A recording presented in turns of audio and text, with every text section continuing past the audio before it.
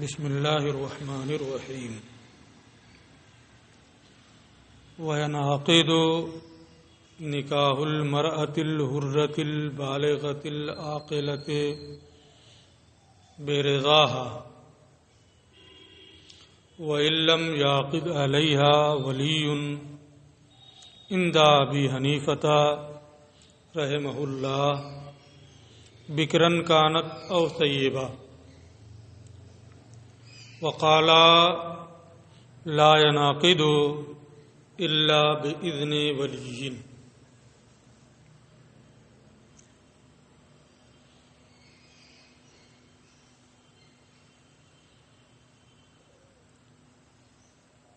اگر عورت آزاد ہے، عاقل ہے، بالغ ہے، تو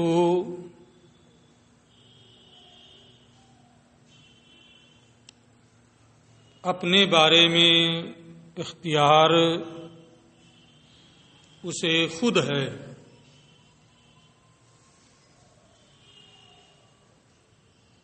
وہ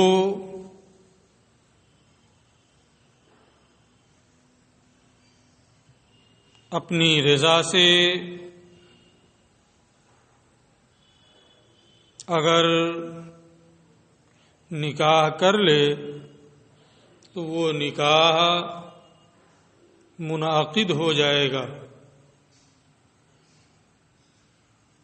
اگرچہ ولی عقد نہ کرے اور اس کی اجازت نہ دے. اس میں اس آزاد عاقلہ بالغہ عورت کے لیے سیبہ ہونے یا باکرہ ہونے کی کوئی شرط نہیں ہے. خواہ وہ عورت باکرہ ہو یا سیبہ ہو، اگر آزاد عاقلہ بالغہ ہے، بغیر ولی کے اپنی رضا سے وہ نکاح کرے تو نکاح ہو جائے گا. اگر آزاد نہیں ہے بلکہ باندھی ہے تو ظاہر ہے کہ اس کا نکاح اس کی آقا کی اجازت سے ہوگا. ایسے ہی اگر نابالغہ ہے تو خواہ باکرہ ہو یا سیبہ ہو، یا ماتوہ ہے، غیر عاقل ہے، تو باکرہ ہو یا سیبہ ہو، اسے اپنی ذات کا کوئی اختیار نہیں ہوتا ہے. اس لیے اگر غیر عاقلہ اور غیر بالغہ اپنا نکاح خود کریں گی تو وہ نکاح منعقد نہیں ہوگا. لیکن آزاد ہے، عاقل ہے، بالغ ہے، ولی کی اجازت کے بغیر اپنی رضا سے وہ نکاح کرے تو نکاح ہو جائے گا. یہ امام کا مذہب ہے. عبارت کا ترجمہ: وَيَنْعَقِدُ نِكَاحُ الْمَرْأَةِ الْحُرَّةِ الْبَالِغَةِ الْعَاقِلَةِ. آزاد بالغہ عاقلہ عورت کا نکاح اس کی رضا سے منعقد ہو جائے گا. وَإِن لَّمْ يَعْقِدْ عَلَيْهَا وَلِيٌّ. اگرچہ ولی اس کا عقد نہ کرے. عند ابی حنیفہ رحمہ اللہ، یہ امام اعظم ابو حنیفہ رحمۃ اللہ تعالی علیہ کا مذہب ہے. بکرن کانت او سیبہ، وہ حرہ بالغہ عاقلہ خواہ باکرہ ہو یا سیبہ ہو، کماری ہو یا غیر کماری ہو. وقالا، اور صاحبین رحمہم اللہ نے فرمایا ہے، یعنی امام ابو یوسف اور امام محمد نے، لا ينعقد الا باذن ولی، کہ ایسی عورت کا نکاح بھی جو عاقلہ بالغہ آزاد ہو، اس کا نکاح بھی ولی کی اجازت کے بغیر منعقد نہیں ہوگا۔ یہ صاحبین کا مذہب ہے۔ امام قدوری رحمۃ اللہ تعالی علیہ نے ان کے مذہب کے طور پر اس کو ذکر کیا ہے، لیکن راجح یہ ہے کہ امام ابو یوسف رحمۃ اللہ تعالی علیہ نے امام اعظم کے قول کی طرف رجوع کر لیا ہے، بلکہ امام محمد رحمۃ اللہ تعالی علیہ سے بھی کے بارے میں بھی یہ منقول ہے کہ انہوں نے امام اعظم ابو حنیفہ رحمۃ اللہ تعالی علیہ کے قول کی طرف رجوع فرمایا ہے۔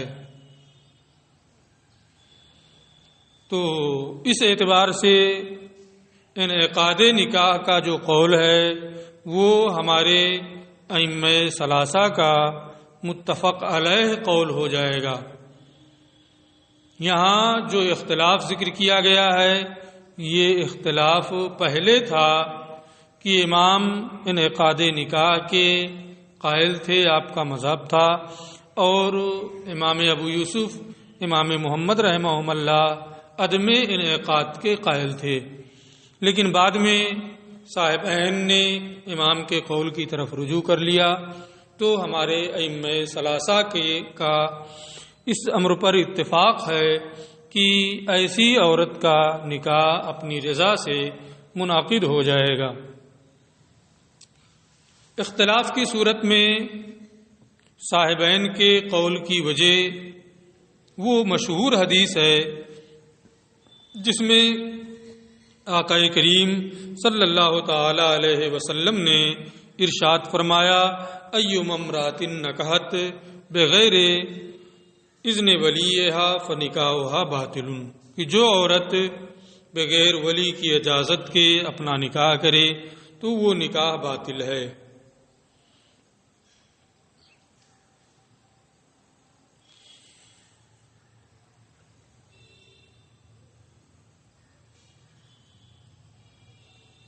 یہاں ایک سب سے بنیادی چیز ولی کی تعریف جاننا بھی ہے۔ ولی اسے کہتے ہیں جس کا قول دوسرے پر نافذ ہو، خواہ وہ دوسرا چاہے یا نہ چاہے۔ تو اسے ولی کہا جاتا ہے۔ عورت کا ولی اس کا سب سے قریبی اسبا ہوتا ہے، جیسے باپ ہے، بیٹا ہے، وغیرہ ذالک۔ تو صاحبین نے یہ فرمایا کہ ولی کی اجازت کے بغیر یہ نکاح منعقد نہیں ہوگا۔ دلیل وہ حدیث ہے جو میں نے ابھی آپ کے سامنے پیش کی ہے۔ امام کا مذہب یہ ہے کہ نکاح منعقد ہو جائے گا۔ اب یہاں میں نے ولی کی تعریف بھی آپ کو بتا دی، اب اس تعریف کی روشنی میں امام کا جو قول ہے، آپ کا جو مذہب ہے، وہ مذہب اس حدیث کے ہرگز خلاف نہیں ہے۔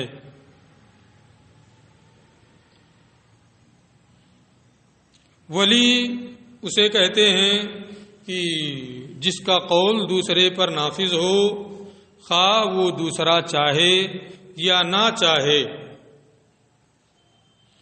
اس حدیث کا مطلب یہ ہے کہ وہ عورت جس کا ولی ہو، یعنی جو اس عورت کا نکاح کرے، خواہ وہ عورت چاہے یا نہ چاہے، اور ایسی عورت نابالغہ یا باندی یا غیر عاقلہ ہوتی ہے کہ جس کا کوئی قریبی اسبا ولی ہوتا ہے یا باندی ہے، تو اس کا آقا اس کا ولی ہوتا ہے۔ لیکن ہمارا اختلاف اس عورت کے بارے میں ہے جس کا کوئی ولی نہ ہو، بلکہ وہ خود اپنی ذات کی ولیہ ہو، اپنے معاملات کا اختیار اسے خود ہو، یعنی آزاد بالغہ اور عاقلہ عورت کے بارے میں ہمارا اختلاف ہے، وہ خود اپنے آپ کا اختیار رکھتی ہے، اپنی ولیہ ہے۔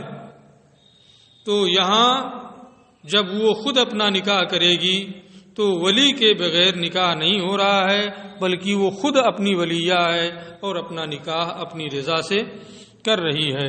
لہذا اس کے جواز کا قول اس حدیث کے خلاف نہیں ہے۔ امام کے مذہب کی دلیل وہ حدیث ہے جس میں آقا کریم نے ارشاد فرمایا الایّم احق بنفسها من ولیہا، یہ صحیحین کی متفق علیہ حدیث ہے۔ عورت ولی سے زیادہ اپنے ذات کی حقدار ہے۔ نیز قرآن مقدس میں جو نکاح کی نسبت عورتوں کی طرف آئی ہے، این کہنا حتی تنکحا وغیرہ، یہ بھی اس سے بھی اس بات کا علم ہوتا ہے کہ عورت اپنا نکاح خود کر سکتی ہے اگر وہ آزاد عاقلہ اور بالغہ ہے۔ یہ بحث جو اختلاف کی بحث تھی، جس میں صاحبین اور امام کا بظاہر اختلاف تھا، یہ پوری ہوئی، یہ مسئلہ پورا ہو گیا۔ دوسرا مسئلہ یہ ذکر کرتے ہیں ولا يجوز للولی اجبار البکر البالغۃ العاقلہ، عاقلہ بالغہ کنواری عورت کو مجبور کرنے کا ولی کو اختیار نہیں ہے، جائز نہیں ہے کہ ولی باکرہ بالغہ عاقلہ بچی کو نکاح پر مجبور کرے، یعنی وہ اپنی مرضی سے ولی جہاں چاہے جبر کر کے اس کا نکاح کر دے، اس کی اجازت نہیں ہے، بلکہ ولی اس سے اجازت اگر ایسا کرے گا، وہ اس کی اجازت کے بغیر کہیں وہ نکاح کر دے گا، وہ رد کر رہی ہے پھر بھی وہ کر دے رہا ہے، تو یہ نکاح جائز نہیں ہے، درست نہیں ہے۔ دلیل وہ حدیث ہے جسے حضرت ابن عباس، حضرت ابن عمر اور جابر رضی اللہ تعالی عنہم نے روایت کی ہے کہ نبی کریم صلی اللہ تعالی النبی صلی اللہ تعالی علیہ وسلم رد نکاح امرأۃ زوجها ابوها وهي کارہہ، کہ نبی کریم صلی اللہ تعالی علیہ وسلم نے اس عورت کے نکاح کو رد کر دیا جسے اس کے باپ نے کیا تھا، حالانکہ وہ عورت اس نکاح کو ناپسند کر رہی تھی۔ تو اس سے یہ معلوم ہوا کہ اگر جبر کر کے ولی بالغہ عاقلہ بالغہ کا نکاح کہیں کر دے گا، وہ راضی نہیں ہے، تو یہ نکاح جائز نہیں ہے، درست نہیں ہے۔ وَإِذَا اسْتَأْذَنَهَا الْوَلِيُّ، کسی عورت کا نکاح ہو رہا ہے اور وہ عورت ابھی کنواری ہے، یعنی غیر شادی شدہ ہے۔ یہ لفظ بہت ساری صورتوں کو جامع ہو جا رہا ہے، جس کو یہ نیچے بتائیں گے، یعنی وہ عورت غیر شادی شدہ ہے اور اس سے اس کا ولی نکاح کی اجازت لینے گیا۔ ولی سے یہاں مراد ولی قریب ہے، اگر ولی بعید یا اجنبی اجازت لے باپ دادا کے علاوہ تو حکم دوسرا ہوگا، اور اگر ولی قریب باپ اور دادا اجازت لے رہے ہیں تو اس کی صورت یہاں یہ ذکر کر رہے ہیں وَإِذَا اسْتَأْذَنَهَا الْوَلِيُّ، اور جب عورت سے اس کا ولی اجازت لے نکاح کی کہ میں فلاں سے تمہارا نکاح کر دوں، اس سے اجازت لینے گیا، جیسا کہ ہمارے دیار میں اس کا رواج بھی ہے، لیکن اجازت لینے والا عام طور پر ولی یا ولی قریب نہیں ہوتا ہے۔ یہ حکم، یہ مسئلہ جو ہے اس صورت کا ہے کہ جب اجازت لینے والا ولی قریب ہو، ولی ہو۔ جب وہ اجازت لینے گیا فسکتت، تو وہ عورت خاموش رہی اس کے اجازت لینے کے وقت، او ضحکت یا مسکرا دی، او بکت یا روئی، بغیر صوتن، بغیر آواز کے، فذالک اذن منہا، تو یہ اس کی جانب سے اجازت ہے۔ وَإِنْ أَبَتْ، اور اگر وہ انکار کر دے، لم یزوجھا، تو وہ ولی اس عورت کا نکاح نہیں کرے گا۔ تو اگر ولی اجازت لے رہا ہے تو اس کا خاموش رہنا، مسکرا دینا، بغیر آواز کے ہنس دینا، یہ عورت کی جانب سے رضا کی دلیل ہے۔ ولی کے اجازت لینے کی صورت میں یہ رضا کی دلیل کیوں ہے؟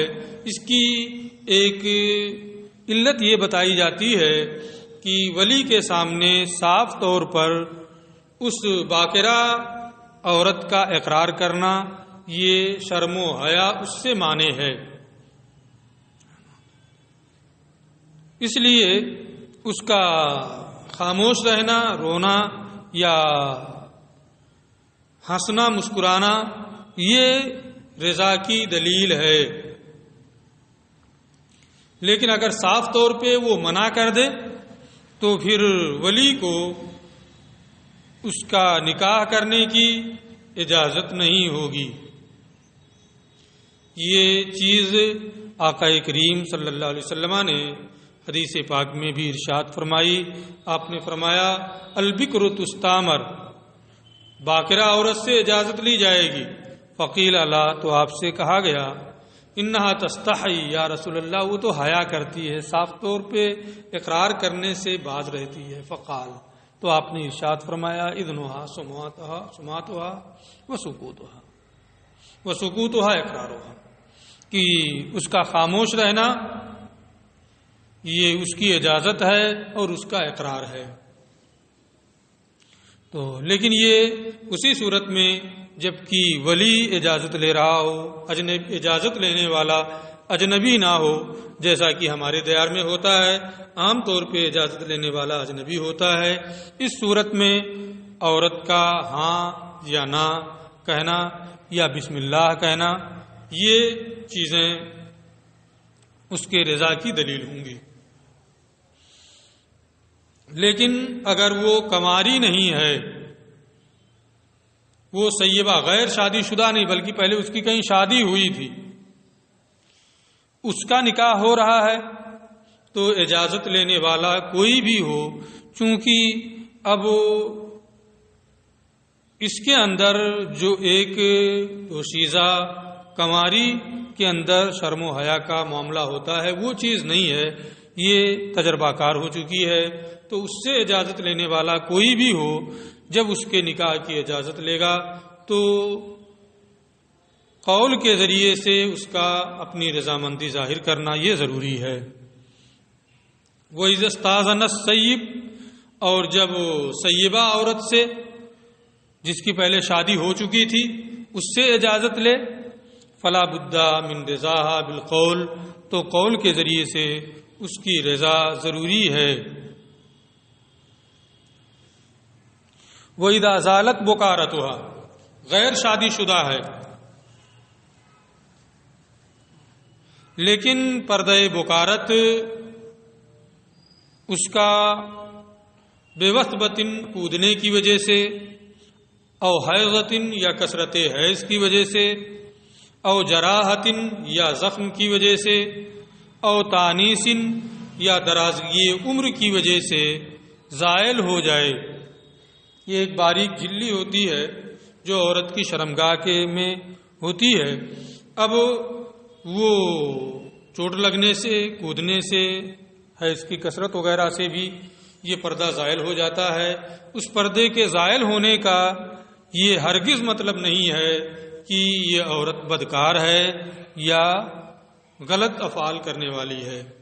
بہرحال یہاں مسئلہ یہ ہے اذا زالت بکارتها، اگر عورت کی شادی نہیں ہوئی ہے لیکن اس کا پردہ بکارت کودنے کی وجہ سے، حیض کی کثرت کی وجہ سے، زخم کی وجہ سے یا درازگی عمر کی وجہ سے زیادہ دن تک شادی نہیں ہوئی، اس کی وجہ سے وہ زائل ہو جائے، فہیا فی حکم الابکار، تو یہ باکراہی کے حکم میں ہے۔ یعنی اگر ولی اجازت لینے گیا تو اس کا خاموش رہنا، اس کا مسکرا دینا، بغیر آواز کے ہنسنا، یہ اس کے رضا کی دلیل ہے۔ ایک اختلافی مسئلہ بھی اس سلسلے میں ہے، اس کو یہ یہاں سے ذکر کر رہے ہیں، وَإِنْ زَالَتْ بُكَارَتُهَا بِالزِّنَا، اور اگر زنا سے اس کا پردہ بکارت زائل ہو جائے، فَهِيَ كَذَلِكَ عِنْدَ أَبِي حنیفة رحمہ اللہ تعالی، تو اس کا بھی وہی حکم ہے، باکراہی کا حکم ہے امام اعظم کے نزدیک، یہ بھی اسی طرح ہے امام کے نزدیک۔ وقالا، اور صاحبین رحمہم اللہ نے فرمایا، ہیا فی حکم الثیب، یہ سیب کے حکم میں ہے۔ امام اعظم ابو حنیفہ رحمۃ اللہ تعالی علیہ کا یہ قول کہ زنا سے اگر پردہ بکارت زائل ہو جائے تو یہ بھی باکراہی کے حکم میں ہے، اور صاحبین کا کہ وہ باکرہ نہیں ہے، سیبہ کے حکم میں ہے، اس لیے قول کے ذریعے سے رضا ضروری ہے۔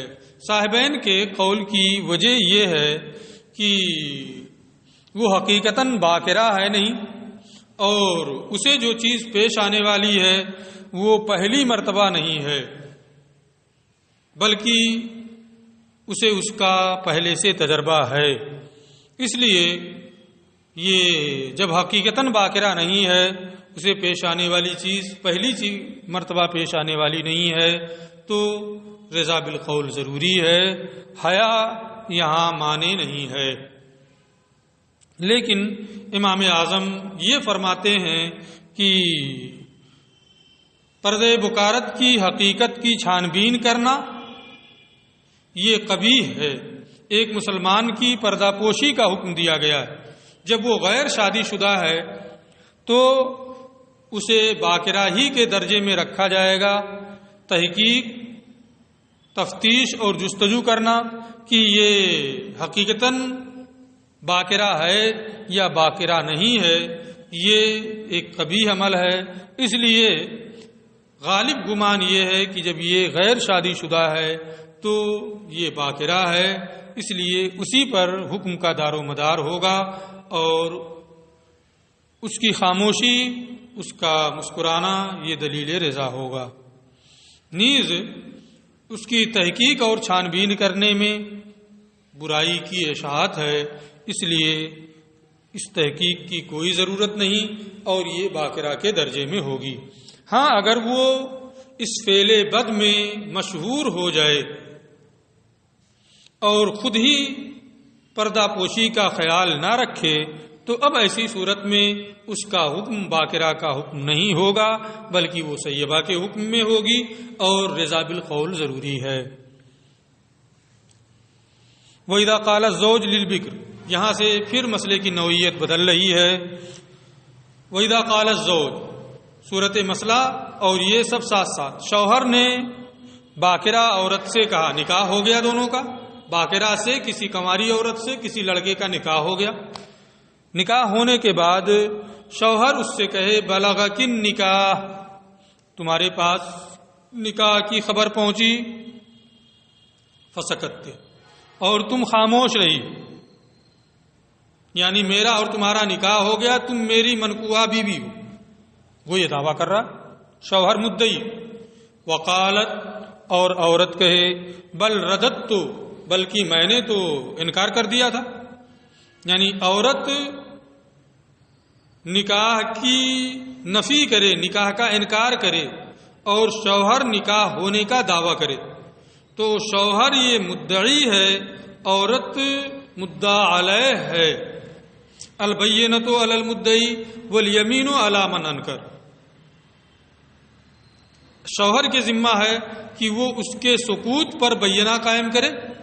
اگر بینہ قائم کر دیتا ہے تو نکاح ثابت ہو جائے گا، لیکن اگر وہ بینہ قائم کرنے سے عاجز ہے فالقول قولھا، تو بات عورت کی مانی جائے گی. بات عورت کی مانی جائے گی. اب بغیر قسم کے اس کی بات مانی جائے گی یا قسم کے ساتھ اس کی بات مانی جائے گی، اس سلسلے میں امام اعظم اور صاحبین کا اختلاف ہے. امام اعظم یہ فرماتے ہیں کہ بغیر قسم کے اس کی بات معتبر ہوگی، اس پر یمین نہیں ہے. صاحبین یہ فرماتے ہیں کہ قسم کے ساتھ اس کی بات معتبر ہوگی، قسم اس سے لی جائے گی، بغیر قسم کے اس کی بات معتبر نہیں ہوگی. مفتاب اس سلسلے میں صاحبین کا قول ہے. اس اختلاف کی وجہ کیا ہے کہ امام یہ فرماتے ہیں فالقول قولھا، بات عورت کی ہوگی. یہاں تک تو سب متفق ہیں کہ عورت جو انکار کر رہی ہے، مدعا علیہ انکار کر رہی ہے، تو بات اس کی معتبر ہوگی. اس پر قسم ہے یا انکار پر اس کا انکار بغیر قسم کے مان لیں گے، تو امام فرماتے ہیں ولا یمین علیہ، اس پر قسم نہیں ہے. ولا یستحلف فی النکاح عند ابی حنیفہ رحمہ اللہ، امام کے نزدیک نکاح کے معاملے میں قسم نہیں لی جائے گی. وقالا، صاحبین فرماتے ہیں یستحلف فی، اس میں قسم لی جائے گی. یہ اختلاف ہو گیا. اس اختلاف کی وجہ کیا ہے یہ آپ پھر آنے والے اسباق میں اس کو پڑھیں گے. قدیم کتاب میں صفحہ نمبر 210 پر یہ بحث بہت تفصیل کے ساتھ آئے گی، جسے آپ رابعہ میں پڑھیں گے. یہ دعویٰ کی بحث ہے اور اس کے صفحہ 10 پر کتاب الدعویٰ میں یہ بحث آئے گی. اس کی مختصر توضیح یہ ہے کہ قسم سے انکار کرنا امام اعظم کے نزدیک بذل ہے. چلو لے جاؤ، دے دینا، چلو لے جاؤ، کون قسم کھائے گا. اور امام ابو یوسف اور امام محمد رحمہ اللہ کے نزدیک نقول یعنی قسم سے انکار کرنا یہ اقرار ہے.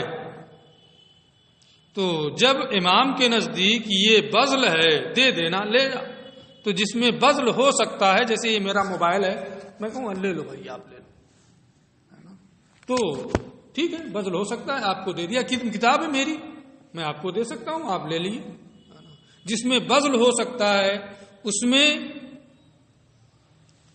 قسم اس سے لی جائے گی. اگر قسم سے انکار کرے گا تو اس کو بذل مان لیا جائے گا اور سامان مدعی کو دے دیا جائے گا. لیکن جس میں بذل نہیں ہو سکتا ہے، جیسے نکاح ہی کا معاملہ ہے، باقی اور بھی چیزوں کا ذکر بعد میں آئے گا کہ اور بھی کیا کیا چیزیں ہیں 8 چیزوں کا ذکر.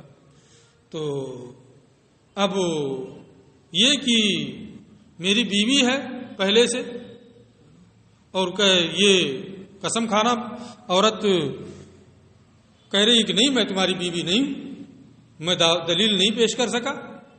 اب اس کی بات بغیر قسم کے مان لی جائے گی امام کے نزدیک، کیونکہ اس میں بذل نہیں ہو سکتا ہے کہ قسم سے وہ انکار کر دے تو یہ ہو جائے کہ ٹھیک ہے اب چلو یہ تمہاری بیوی ہو گئی. بغیر نکاح کی وہ بیوی نہیں ہو سکتی ہے. لیکن صاحبین رحمہم اللہ یہ فرماتے ہیں کہ نقول قسم سے انکار کرنا اقرار کرنا ہے، یعنی جب عورت قسم سے انکار کرے گی تو یہ اقرار ہے اس کی جانب سے کہ وہ اس کی بیوی ہے. اس لیے تو اصل اختلاف یہ ہے کہ نقول یہ بذل ہے یا اقرار. امام فرماتے ہیں کہ یہ بذل ہے، اس لیے وہ یہ فرماتے ہیں کہ اس سلسلے میں نکاح کے بارے میں عورت پر قسم نہیں ہے کیونکہ اس میں بذل نہیں ہو سکتا ہے. صاحبین یہ فرماتے ہیں کہ نقول قسم سے انکار کرنا یہ اقرار ہے، اس لیے نکاح کا اقرار ہو سکتا ہے. اس لیے وہ یہ فرماتے ہیں کہ عورت سے اس سلسلے میں قسم لی جائے گی. یہ بات یہاں پوری ہو گئی. باقی تفصیل انشاءاللہ تعالی اس کے بعد کے درس میں ہوگی. آپ اس